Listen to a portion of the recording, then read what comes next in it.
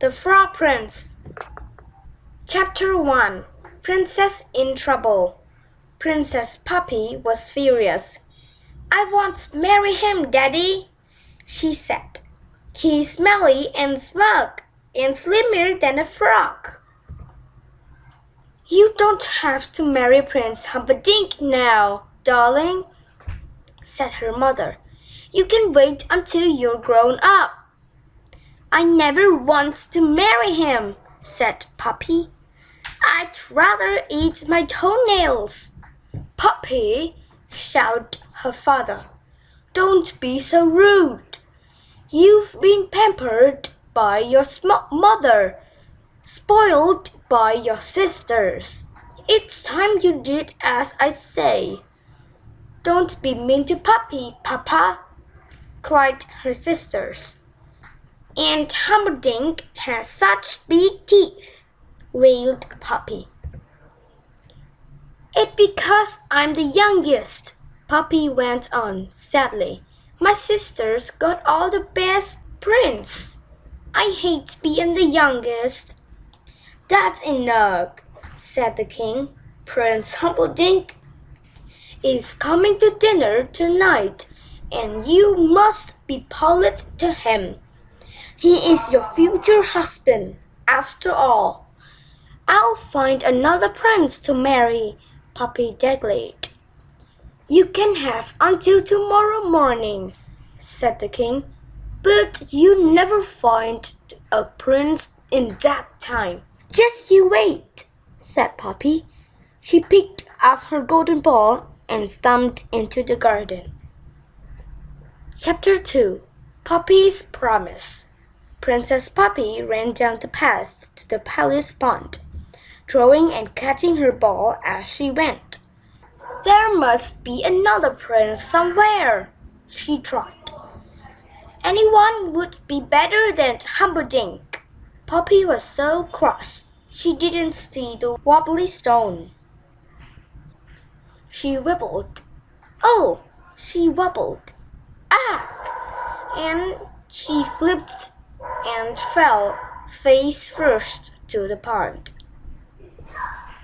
Her beautiful golden ball flew out of her hands with a loud splash. It disappeared into the deep, dark pond. "I hope it doesn't land on me." "Oh no!" Puppy groaned. "My birthday present's from Daddy. I think I'm in big trouble now," she thought. Puppy looked down into the pond, hoping to see her ball. Instead, she came face to face with a pair of big, bulging eyes. "Ugh!" she cried. "A frog!" The frog cleared his throat. "Princess Puppy," he crowed, "let me help you. I am at your service." Puppy started in surprise. "I never met a talking frog before," she said. "Still, I don't see how you could help me." "I can fetch your ball for you," said the frog. "Oh," said Puppy. "Thank you. I suppose you might be useful after all. But you must promise me something first," he added. Anything," agreed Puppy. "Promise that you let me live in your palace. I want to eat from your plate, drink from your glass, and sleep on your silken pillows." "Yuck! In your dreams," thought Puppy. But out loud she said, "I promise." Chapter 3. Frog to the Rescue. The frog pushed down on his feet, leaped up with his legs, and plunged into the pond. Princess Puppy waded. Suddenly, in the deep blue water, she saw a glimmer of gold. "Ta-da!" The frog rose out of the pond. Above his head, he held the golden ball. "Hooray!" shouted Puppy. She snapped up the ball and raced back to the palace. "Hey!" the frog called after her. "What about your promise?" But Puppy was already too far away to hear. The frog hopped as fast as he could, but he couldn't catch up with Puppy. Wait for me! Chapter 4. Into the Palace. Puppy arrived back just in time to change for dinner. Hurry up, Puppy! I'm coming! He had to sit next to Prince Humperdinck, who smelled of cabbage. Greetings, Princess Puppy! Just then, there was a faint tapping sound. Is someone at the door? Asked the Queen. Puppy had a sinking feeling. She rushed to the door, opened it, and peered. Hello, said the frog. Puppy slammed the door in his face. Who was that? Said the King. No one, Puppy said quickly. That's funny, said Prince Humperdinck. I was sure I heard someone. Shh! The tapping noise came again. Puppy, I really do think someone's there, said the Queen. I'll ask the footman to look, said the King. No, Daddy, don't, cried Puppy. It's only a frog. How horrible! He rescued my golden ball from the pond, Puppy added, and I sort of said he could stay with me. Then you must keep your word, bellowed the King. Let the frog in. I'd really rather you didn't. Oh, Daddy, I can't, said Puppy. He's so wet and woolly. Puppy, said her father, furiously. Let that frog in right now. Puppy dragged her feet to the door, praying that the frog had gone. But as soon as she opened the door, the frog shot inside. He followed Puppy all the way back to the chair. She could hear his wet feet going splat, splat, splat on the floor behind her. Poor you!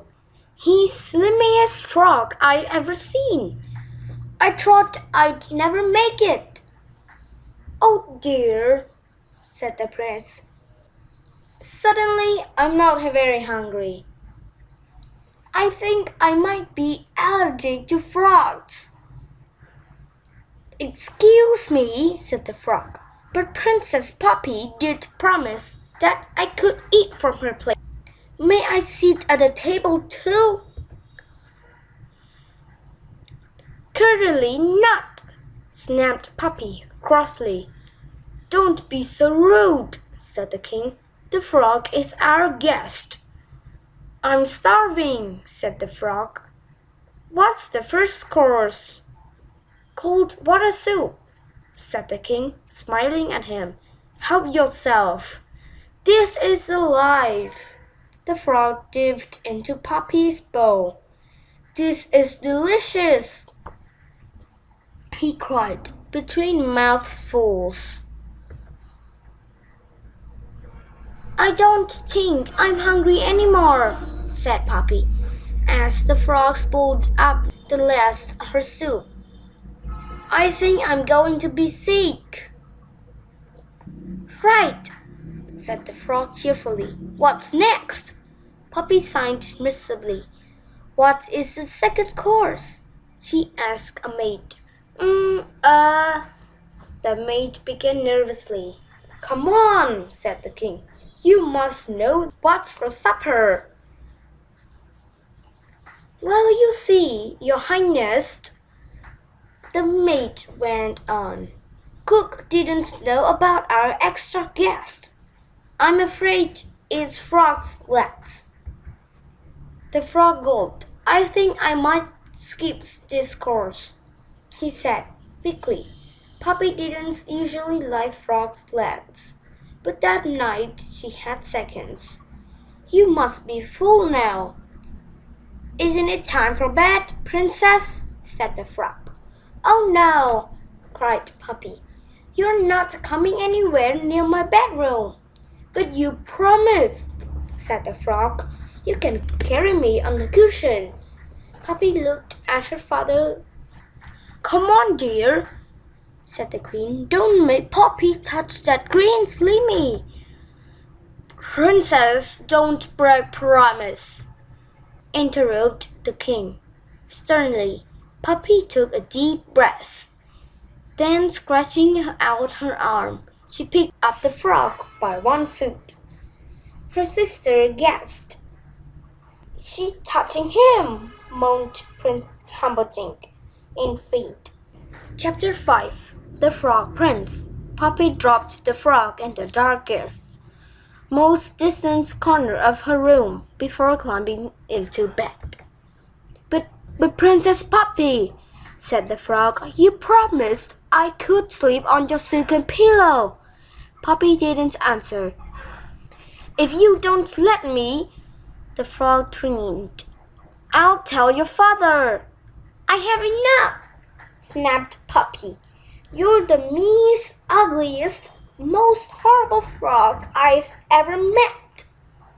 What's more, she added, if you mention my promise one more time, I'll throw you out of the window.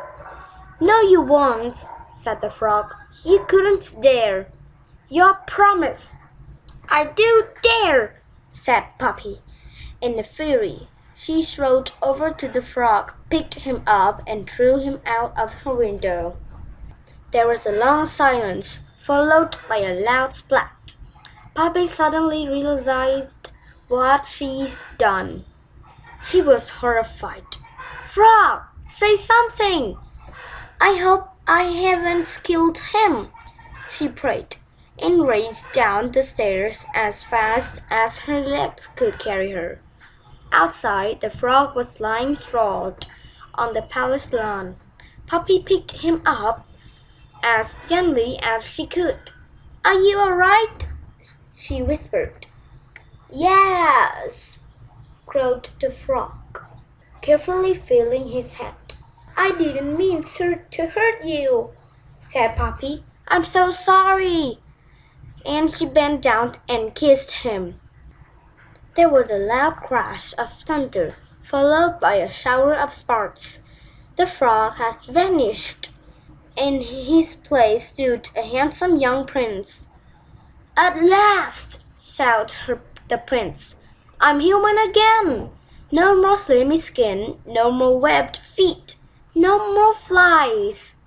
One by one, the palace windows flew open, and everyone looked out.